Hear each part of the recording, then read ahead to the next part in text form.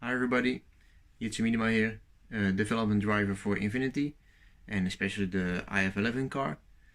And today we're gonna talk about the front suspension setup, especially the ball joints of the front arms. And well, today we're here in my little workshop area where I have my workbench where I do all the work, and I have my little setup for all my cars where they rest between the events. And yeah, I'm gonna do my best to show everything and have a little tips and tricks in there. I hope this is helpful for you, and well, enjoy the video. So now the car is here, and obviously you can see the movement of the balls, and you can see how important they are, the car wheels and stuff. So let's jump into it. So the tools I always use to get this work done is obviously the 2mm X screwdriver, a simple lighter. I got this bearing tool which we used to use back in the day for the ball bearings, and of course some sandpaper. This is the type of sandpaper that's usually in a belt sander, and this is a must because you can roll it this way. And if you have the standard cheaper sandpaper, you cannot roll it this way and it will not work. So get this sandpaper. This is about 400 grit, but you can also use like 300 or 500 grit. So we will focus on this part today, which is the upper front arms. And it's very important that these move freely, and the main part of that is that these ball ends and the plastics are the correct size and had the correct treatment, and that's what we're going to talk about today.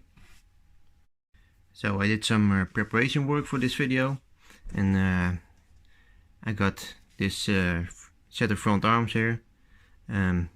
This side is prepared. I did this off camera to show you guys. This is good. The fact that it binds a little bit on top is no problem. It's just most important that it will fall when it goes down. The other side is still like I got it from the box, or from the how you get it. And you can easily see this binds and this does not move freely. And as I said before, it's all in the plastics, or in the way the plastic goes into the carbon arm. And this you can adjust by opening the hole where the plastic falls in, or just close it with some CA glue. So let's get into the work and take this side apart, see where the problem is. It's usually one ball that just doesn't move enough, or sometimes it's even both of the balls that don't move.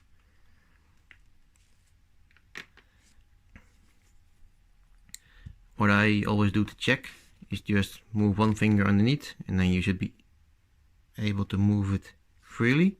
And as you see, this one is okay, this one is not.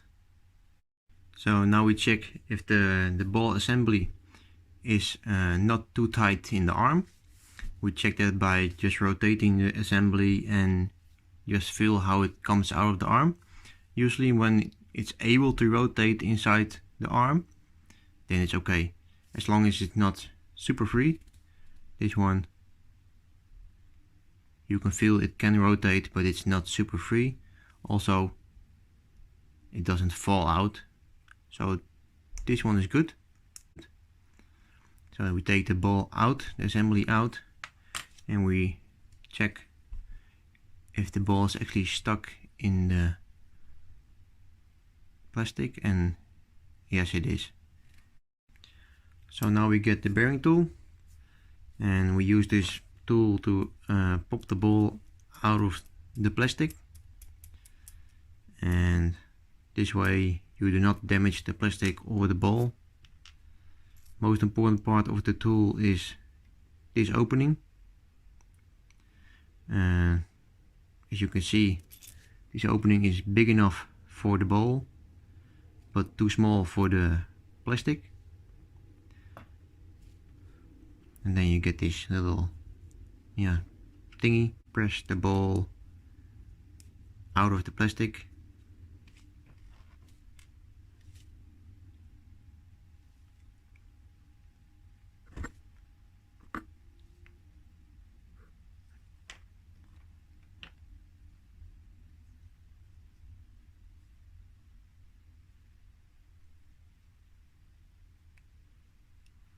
Sometimes it pops out, sometimes it needs a little wiggle. This time it needed a little wiggle, but it's all okay. So now we have the ball out of the plastic, like this. And we take this one off, put the ball on this flat surface, and then we can heat it up with the lighter. You can heat it up for quite some time. It should be really hot. Best thing is to not use one of those different lighters. Just use a simple lighter like this, because the other ones will get too hot and will melt the plastic.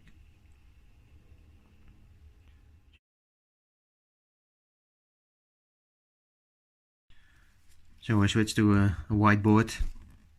Maybe it focuses more easy for the phone to focus.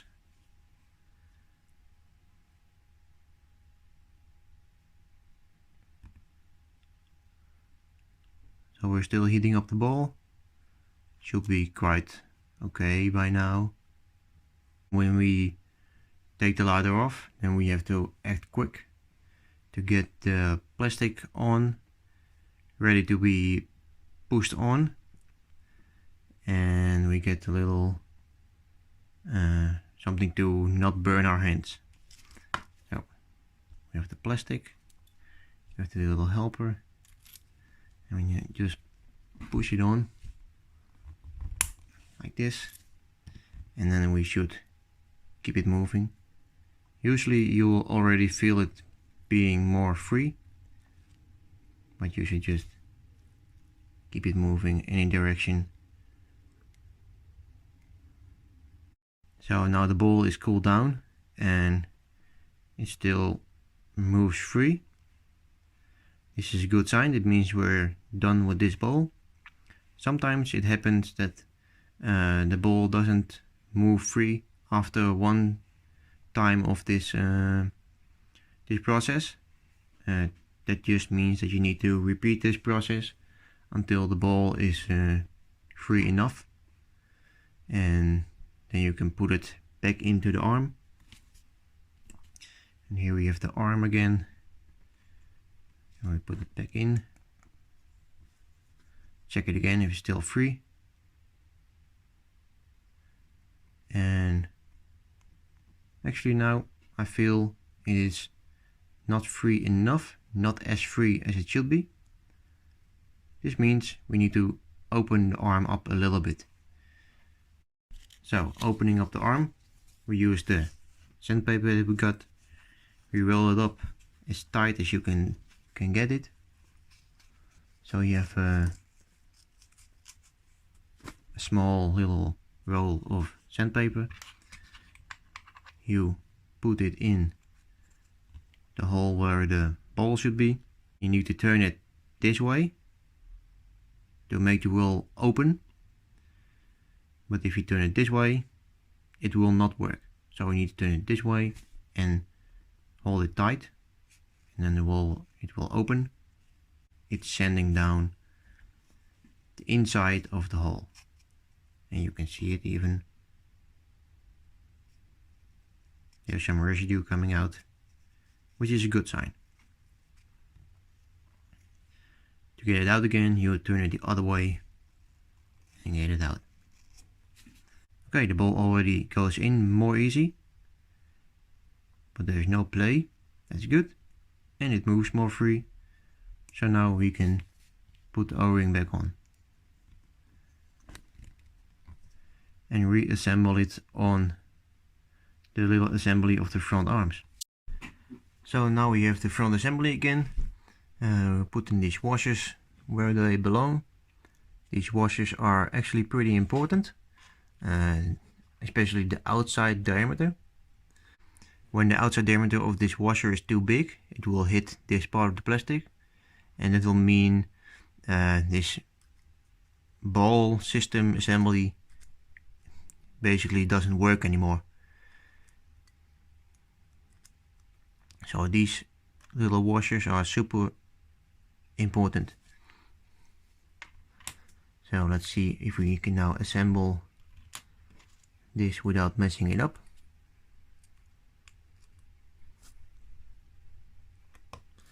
And at this point we can check if the ball is still free enough, because this was the problematic ball, and we can see it still moves.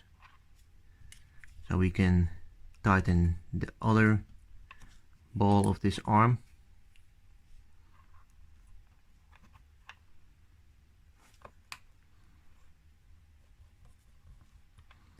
And then it's the moment of truth. Will it fall or will it not? And it does fall. So whatever we did to free this ball, we did it right, we did it good. And now both sides of this assembly are working the way they should be. Well, okay guys, I hope this was helpful for you. For me it's always useful to make this kind of stuff in preparations for big events. So that's why I made this set of front arms, and I found out one of the balls was binding, and yeah, made a video out of it and answer some of your questions. I hope you enjoyed the video, and I hope again it was useful, and thank you very much for watching.